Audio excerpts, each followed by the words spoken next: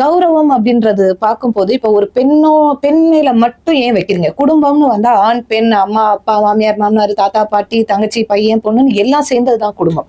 அப்ப அந்த குடும்பத்தோட கௌரவம் அப்படின்னு நீங்க பார்க்கும்போது, இந்த கௌரவத்தை வந்து டேக் ஓவர் பண்ணிட்டு போற ரெஸ்பான்சிபிலிட்டி எல்லாருக்கும் இருக்குது. ஒரு விதியோ ஒரு டேர்ம்ஸ் அண்ட் கண்டிஷனோ நீங்க போடுறீங்கன்னா எல்லாருக்கும் ஒரே மாதிரி போடணும். ஒரு ஸ்கூல் போறோம், ஒரு ஸ்கூல்ல போயிட்டு எனக்கு ஒரு கண்டிஷன் உங்களுக்கு ஒரு கண்டிஷன் போட்டா அது சரி வராது. அது மாதிரிதான் குடும்பம்.